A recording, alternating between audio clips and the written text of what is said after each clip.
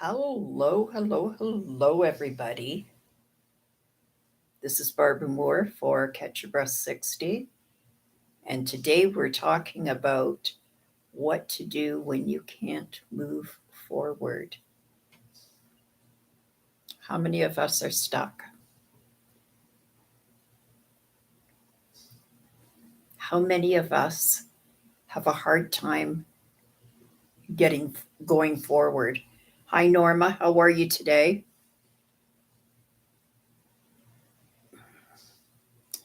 In southern Ontario, we have a beautiful day, about 20 degrees. It's a little breezy, but not too much, nice and warm, very little humidity. Hi, Beverly. Thanks for joining us today. Very little humidity, and that's great. Hi, Yvette. Hi, Rose. We've actually had some pretty mild weather lately. It's really like across the board, it's 20 degrees, right? So it looks like it's going to continue for a little bit. I don't know what our winter's supposed to be like. I don't know if anybody's heard what the Farmer's Almanac says, but I always go by the squirrel's tail. So when the squirrel's tail is big and fluffy, it usually means that we're going to have a really cold winter. But their tails don't look so fluffy these days. At least they don't in my part of the woods anyway. So maybe that means a warmer winter, which will be nice.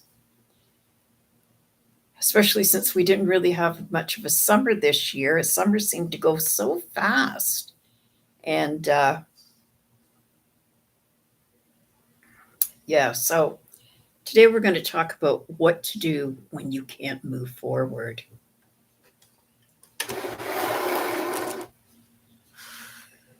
When you're diagnosed with a chronic illness, you become a different person. It could be that this new person is actually not welcome in your life. We don't always like the new person that we become. And sometimes we just work at ignoring her instead of trying to change her. Depending on your chronic illness, you can have physical and emotional changes happening. Some chronic illnesses are invisible and some are not. Those of us with chronic obstructive pulmonary disease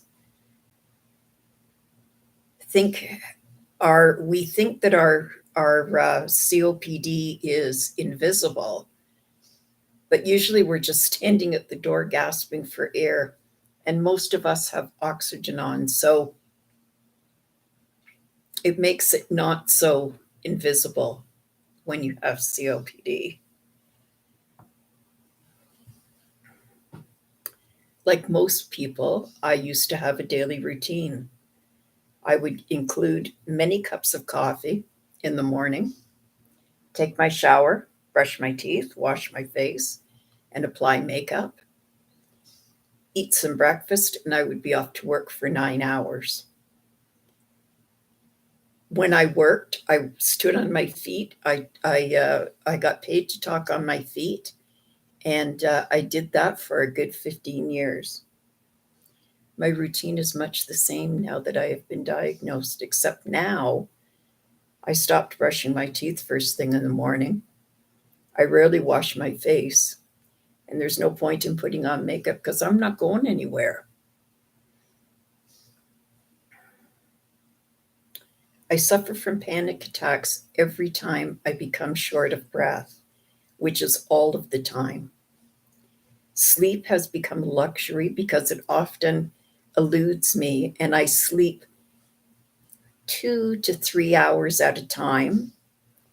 So most mornings I sleep late, and I spend the rest of the morning trying to get a good breathing pattern going.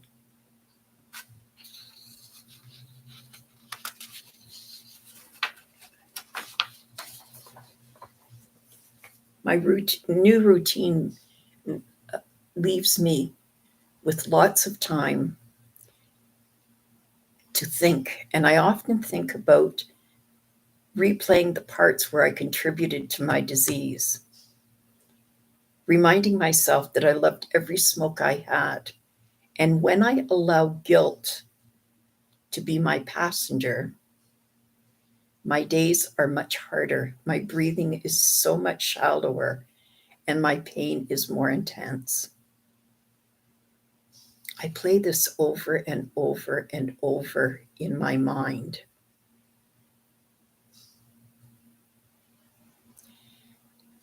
How I contributed, and I forget about the things that were just, it was just the way that it happened. I was born a twin. I was born very small. Um, I went home to a smoker's house. We didn't know in those days. My parents didn't know. Nobody knew what the cause of smoking was. Nobody had started to look into it. It's much like where we are right now with COPD. We've only just started studying it. We don't really know a lot about it. Doctors are just starting to ask the hard questions themselves. And I forget these things that, I lived in an industrial city. I started smoking when I was about 16. I had pneumonia several times throughout my life. It would just got to be normal. I would know enough to go to the doctor and say, I have pneumonia. And he'd say, yeah, okay, whatever. And then he'd say, well, yeah, you do have it. Um, Pneumonia, pleurisy, uh, lung infections. But what I played on was how smoking contributed, even though it was not the only contributor. Uh, I relay it over and over and over again. I also had blood clots that went to my lungs from having gallbladder surgery, actually. In those days, they didn't do it like they do it now. They did it like it was big surgery to get the gallbladder out. And I had just started on birth control pills, and the doctor put me on 48 hours of bed rest in the hospital. And when I had the surgery, right before the surgery, and when I had the surgery, I got blood clots and they went to my lungs. Doctors kept telling me how lucky I was that they went to my lungs because they could have gone to my heart or they could have gone to my brain. Either one would be likely death. So, how lucky was I that they went to my lungs? Who knows? I recognize these new habits were ingrained in my brain, and the result was making me a very negative person. I had worked so hard on mindfulness, positivity, and gratitude. I worked so hard at journaling and keeping my thoughts positive. And these new habits, listening to this recording in my brain over and over and over again, it was washing away all the work that I had done. Just as it took time to develop the habits, it will take as much time to undo those habits. Recognizing is the first step to changing it. Knowing what is causing your problem, what is making you negative. Doing the research is the most important thing. When you dwell on wanting to change it and you do the work and you get through it,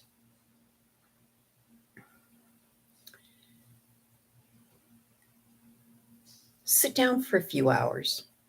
Get a pen and a piece of paper. Write down lots of thoughts on the paper about what you think, what you surmise is the problem that is making you a negative person.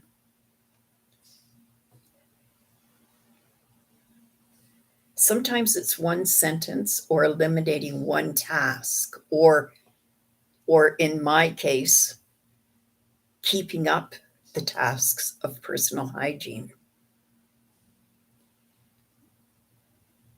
Just like bad habits can be broken. Once it's over and you've done all the hard work and you've driven through the pain of changing bad habits, you will be grateful and thankful that you did the work. I've never heard anybody say, gee, I'm so sorry I did the work to quit smoking. I'm so sorry that I did this. Yes, Kathleen, it's September 26th.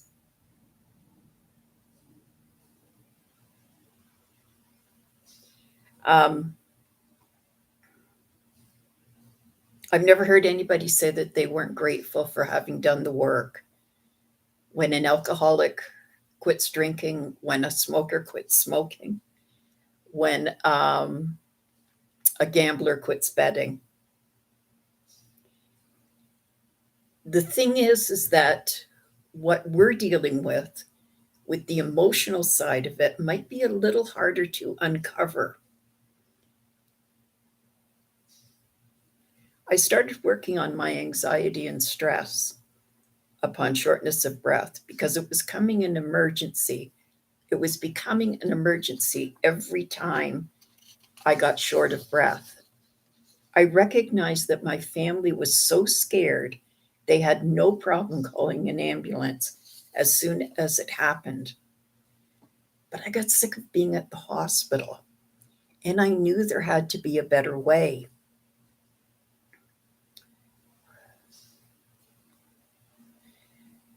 I started reading every article that I could find on shortness of breath and managing my shortness of breath. I watched every YouTube video available, and I talked about. I read articles that talked about stress and anxiety management for those with or even without. Do you know that there's people out there that um, that have anxiety and stress, and they're not short of breath? So it's not, it's not everybody that gets it from being short of breath. Many of us, or many people, suffer from anxiety attacks and stress without being short of breath. It's amazing to me. So I read every article and I watched every YouTube video on how to manage the anxiety and stress of constantly being short of breath. Just as respiratory rehab was coming online and it was coming to a Zoom platform near you, I enrolled in as many classes as I possibly could. We were in the middle of a pandemic and nobody was going anywhere. So I took the opportunity to work on my bad habits to try to get some control. I finally found someone who was willing to work with me and to move forward. I will never forget the time that I spent with Josh, one-on-one, on a Zoom platform. He taught me week by week how to breathe and how to manage my breath instead of panicking to turn around the episode of shortness of breath. To this day, I cannot thank Josh enough.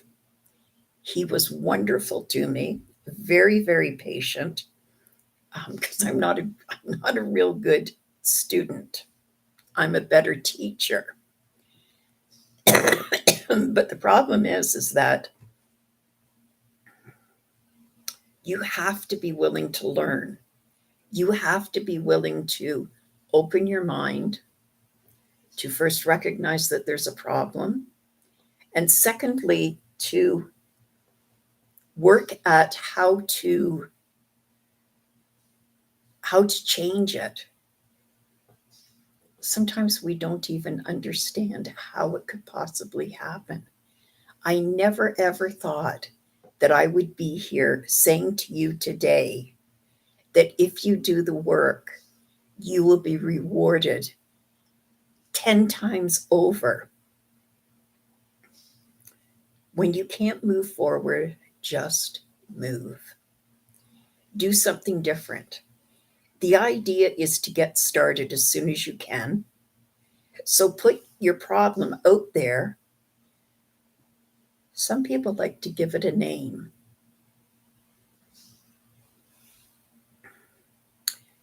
And own it. Put it out there for tomorrow morning.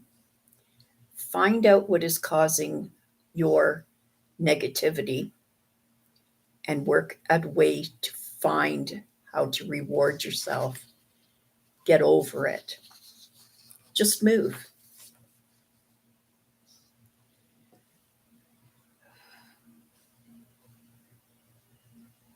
Today we'll start our meditation session thinking about what we need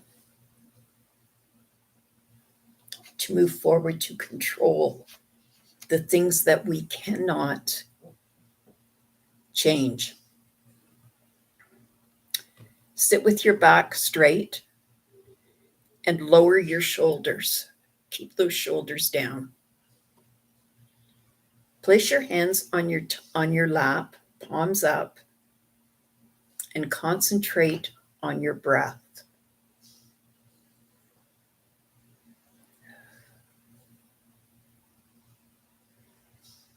Practicing now will help you make this a habit. Inhale with your nose, through your nose,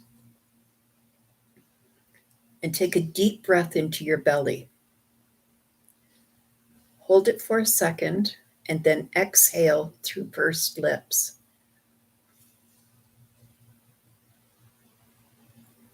When you're exhaling, do it with some power behind it. When you can get into trouble and you cannot catch your breath, invite this habit to be your go-to. Inhale through your nose. Hold for a few seconds and exhale with force.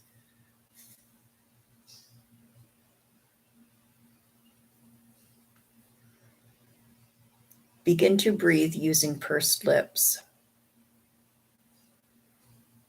Inhale through your nose and take a breath deep into your belly.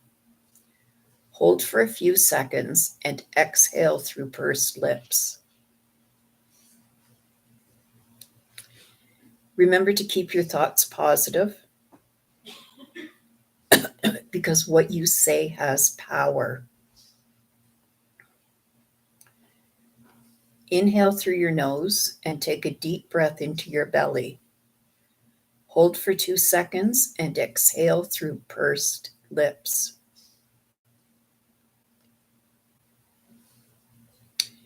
Remember that when we're doing pursed lip breathing, we should be inhaling for 2 seconds and exhaling for twice as long. Remember to exhale longer than you inhale. Stay in this moment and concentrate on your breath. Inhale through pursed lips. Exhale inhale through your nose.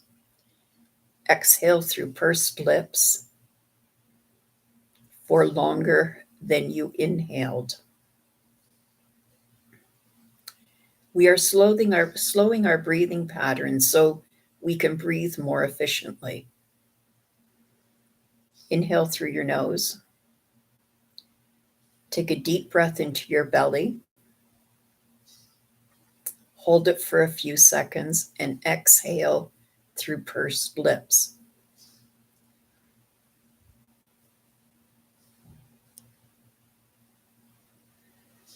Each breath has more meaning than the last. Inhale through your nose and take a deep breath into your belly. Hold it for 4 seconds and then exhale through pursed lips.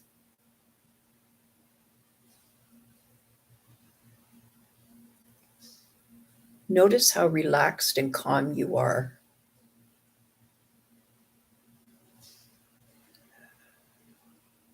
Inhale through your nose and take a deep breath into your belly.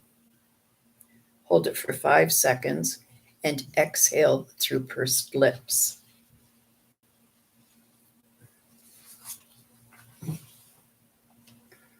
My name is Barbara Boer, and I appreciate everyone who has joined me today.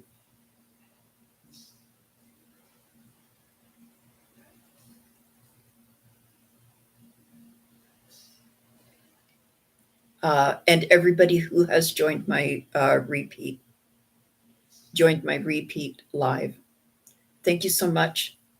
This is Barbara Moore for Get Your Breath 60.